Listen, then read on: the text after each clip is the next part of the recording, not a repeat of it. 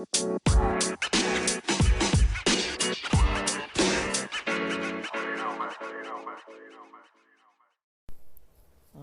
guys, welcome back to the pod. I'm debating if I'm gonna continue doing the daily update episodes. I might do like a quick check-in about it just because it does help me to kind of focus on what I'm actually talking about and not getting into those all the daily details of what's been going on in my mind and schedule the day before or the day of or whatever.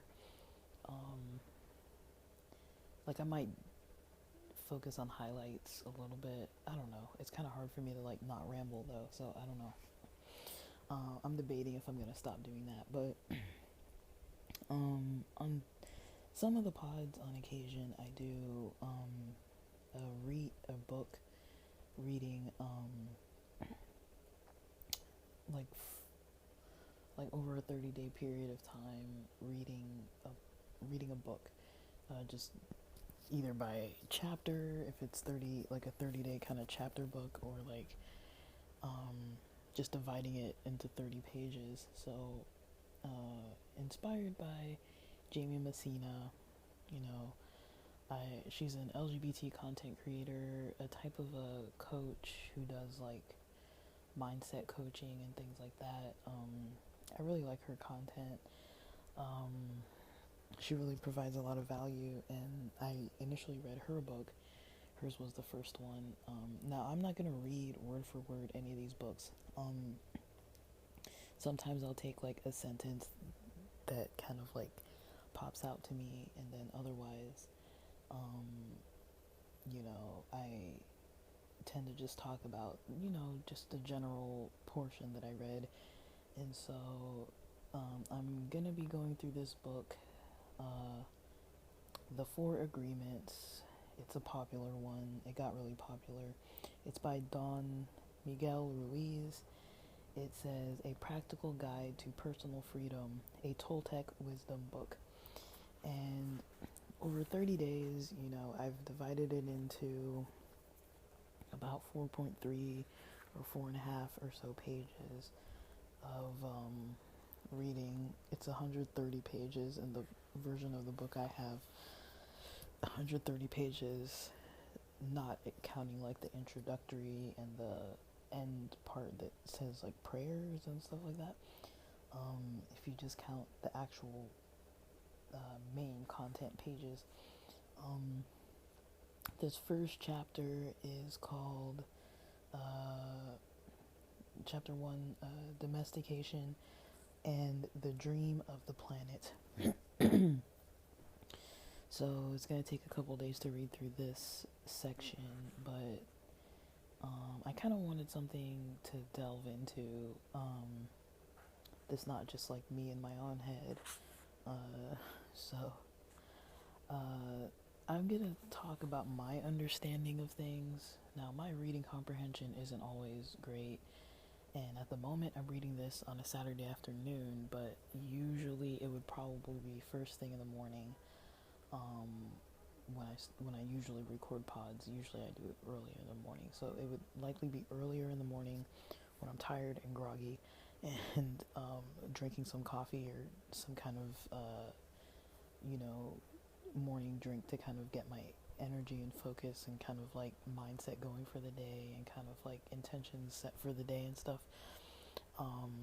Usually if I don't get to something that I'm trying to read, consistently, if I don't get to it in the morning, I'm not going to get to it. And usually why I like breaking down books into 30 days is because, like, even though it's not written that way, this book isn't written that way. It's not like broken up into like 30 segments or anything. But, reading like 4.5 or so pages a day isn't that bad. I had another book where it was like 2 or 3 pages, a day. Another book where that was the same, about 2 pages, 3 pages a day. That kind of reading is not hard to do. It's kind of easy to kind of just jump in and do it. So if we look at this chapter, this beginning of this chapter, kind of the main points that it seems like they're trying to make is about dream states, that the brain doesn't do anything other than dreaming. So when you're awake, you're dreaming. When you're asleep, you're dreaming. And then, there's not only the individual person dreaming, but all humans dreaming to create this overall larger dream that's like what we refer to kind of as society. And within society, there are, I guess, a couple types of dream states. There's what do they call it?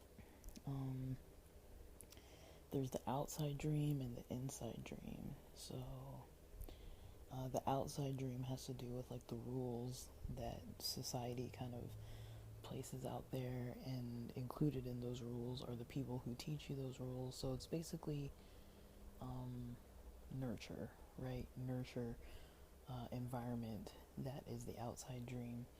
And then it goes into this concept about attention, that attention is something that we learn about, where to place our perception. So when you think about perception, what perception is, like when I was in school, I studied, you know, like cognitive science, psychology. A lot of it looks at sensation and perception. And so when you look at sensation and perception, like sensation is basically your senses. We usually assume there's 5 senses. I know people have heard about like a sixth sense or whatever. But I mean, I'm not saying that it doesn't exist or that it does. I don't know. I'm just saying, like, in psychology, nobody really talks about things like that. Not particularly at the moment. In like modern Western psychology, that concept probably wouldn't come up right now. I could see it in the future, probably coming up. But yeah, like we mostly look at, what we feel physically, like touch, sight, vision, sight, hearing, taste, smell. Those are the main senses. And then perception is, cognitively, mentally, and emotionally, how you kind of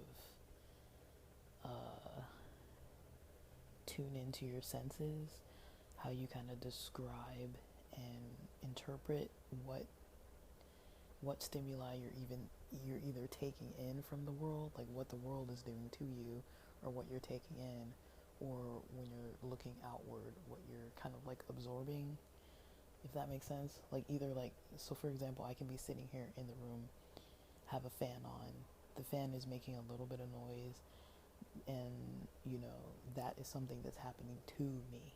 The fan making noise is happening to me. The air that is generating, that I feel on my skin is coming to me, versus, I can, it's kind of like interactive, like, because I had to go and turn on the fan, right? It didn't just start happening. Like, I did something, somebody built this thing, and it works in this way that if I interact with it in a certain way, it has an output towards me.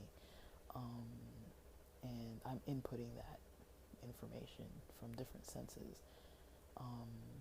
But I can interpret it as good, I can interpret it as bad, I can interpret it as annoying, I can interpret it as, this fan is louder than when I first bought it, like, it's old now, and, like, it makes a little bit of background noise, and it didn't initially. At first it was very quiet, or I can, think, I need a new fan, or like whatever. I can have thoughts and opinions and experiences related to this fan, to everything. If I look around my room and like scan around and see what's around me, I have, my senses. But the way I perceive something isn't always going to be the same every day. Probably I can change that, and a lot of what perception is, when it comes to attention, you're shifting your perception of something based on a lot of things. Like for me, I'm a pretty sensitive person, so it tends to be based on how I'm actually feeling. Like if I'm feeling physically not like not good, like if I feel tension or like physical tension or like you know um, some kind of emotional distress or just like tired or hungry or thirsty or like my heart rate's been up for a while or I'm like scatterbrained and have a whole lot on my mind, a lot of the things I'm gonna perceive, my perception of a lot of things that I'm sensing in my environment, my perception is gonna be more negative. It's gonna be like, I don't really like this. That fan's annoying. That, just the fact that I live where there's traffic, that's annoying, like, one of my curtains not being perfect, that's annoying. Like, sitting here in my back having some tension with the pillow, it's annoying, hearing in the background somebody's watching TV in another room, that's annoying, like, it could be like that versus, like, if I'm feeling fine, physically, emotionally, well rested, have all my basics in place and stuff, and then usually that kind of stuff isn't gonna bother me. Like, I'm not gonna have a negative perception of it, a negative interpretation of it. I might not even notice it at all. It might not. I might not have such a high sensitivity towards it in a negative way. I might have a high sensitivity towards something, but in a positive way. Like, oh, like, I like to feel the air of this fan. Like, it's nice. Like, I kind of like the ambient noise of the traffic outside. Like, I kind of like hearing, there's somebody in the house and you can kind of hear they're watching TV and walking from one room to another or talking on the phone in the other room. Versus, that could really be annoying, or it could really, be, something neutral or pleasant. Now, they didn't say all that. That's kind of my take on it. That's kind of what comes to my mind because of coming from a background in psychology and more on the research side of things, not so much on the clinical side, but that's kind of more like of a research thinking type of theoretical kind of mix of like,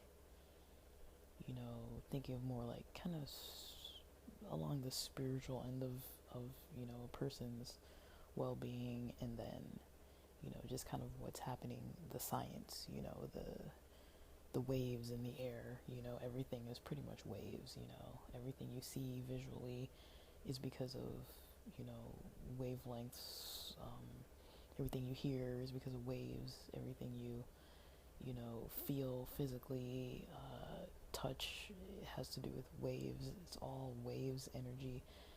That's all of what our sensations are. It's all waves, and then we interpret those waves. So the way you interpret them can change based on how you're doing, how you're feeling, what you've got going on for yourself at any point in time. And you can have days where you're so checked out from all of it, where you're like checked out from being able to connect with it, or like weeks where you're like, wow, I didn't notice why I had this tension in the back of my neck or whatever, or like there's just stuff that goes like when we get really, really busy, usually that's what happens. You get super busy and it can be very, very hard to feel good, or to go from feeling like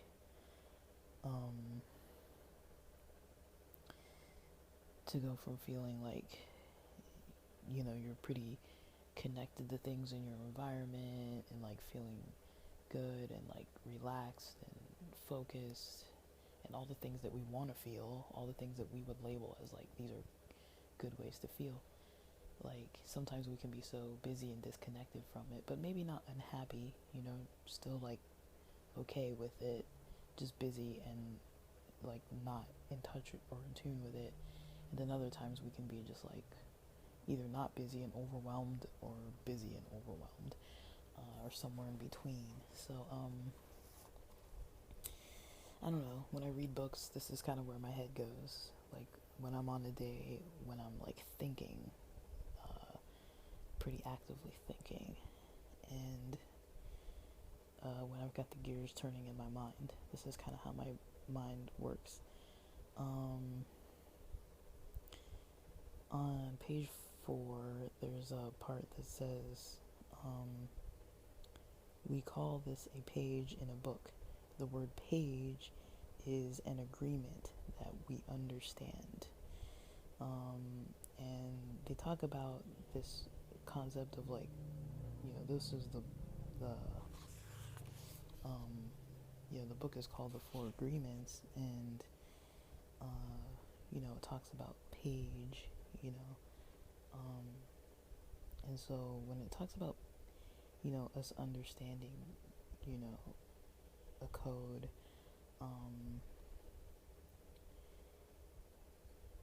basically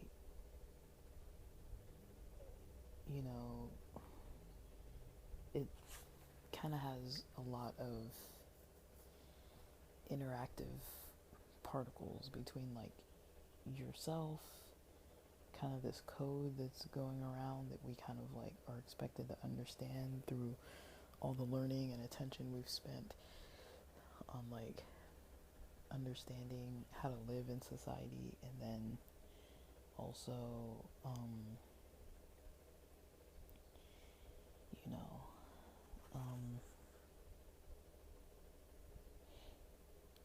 kind of like the choices we have around something diving deeper. Like they mentioned like what language you speak. It's like if you're reading this book and it's in English, technically you learned how to speak English, but that's not something that you necessarily chose to do.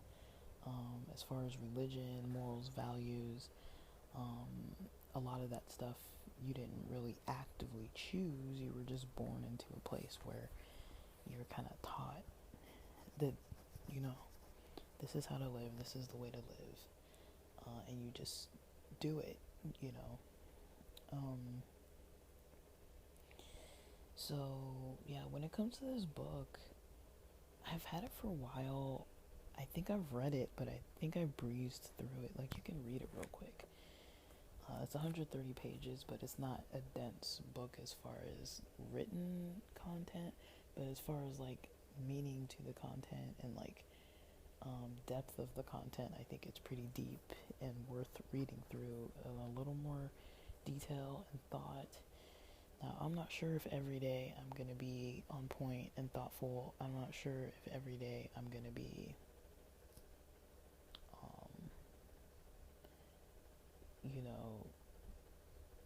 focused. I'm not sure if every day I'm even going to record or remember to record or remember to upload or whatever. But let's see what happens. I'm down to kind of give it a try, especially because I like to read books, and I like books under the personal growth and self-help category. I'll read the back of this book. So the back of the book says, over 7 years on the New York Times bestseller list. Let's see when this was copyrighted. Because I actually have a physical copy. This was copyrighted in 1997. Wow. I'm kind of surprised. I thought it would be like 2010 or something like that. Like, I've heard of it for a while, but I didn't know it was from the 90s. I'm pretty surprised. Like, I know it's probably, I haven't read the very intro part, but I do think it's kind of assuming that this book is deriving from a Toltec culture type of teaching. And so I'm interested to know about that too. But I just wanted to start. Sometimes I like to start reading the books and then go back into the history of it and see how that kind of colors things a little bit more. I didn't want to just like read that part and then be like, okay, so let me, have my mindset in that way. It's like I'd rather dive into something and, work through it with my own lens first, even though maybe it was written at another time for another purpose, for another people, from another culture, like, I don't want to discount that. Like, I don't want to have like a one-sided view completely, but I do value kind of what I think about things, and challenging them and giving myself space to grow and be wrong. I'm not always right. I know I'm not always right. There's no way I'm always right, because like, you guys see how I am a lot of days, out of the week and stuff. Like, there's no way that I'm always right, like, I can hardly figure it out. Sometimes I'm like, I don't even know what's going on. Like, what's going on with me? There's no way I know everything. Usually I'm moving so fast, or feel like I'm moving so fast, and not really like taking enough time to tune in. That's definitely something that's, a challenge to work on, but I'm trying. Okay, so on the back, it says, in the Four Agreements, Don Miguel Ruiz reveals the source of self-limiting beliefs that rob us of joy and create needless suffering. Based on ancient Toltec wisdom, the Four Agreements offer a powerful code of conduct that can rapidly transform our lives to a new experience of freedom, true happiness, and love. There's a quote. It says, this quote is by Deepak Chopra, the author of 7 Spiritual Laws of Success. The quote says, Don Miguel Ruiz's book is a roadmap to enlightenment and freedom. Enlightenment and freedom. Wayne Dyer, author of Real Magic, his quote says, an inspiring book with many great lessons. And a quote by Dan Millman, the author of Way of the Peaceful Warrior. His quote says, in the tradition of Castaneda, Ruiz distills essential Toltec wisdom, expressing with clarity and impeccability what it means for men and women to live as peaceful warriors in the modern world. So that's my beginning of reading this book. I'll see if I have anything kind of more specific towards the pods, like based on their different niches. But yeah, I'm excited to keep reading through this book.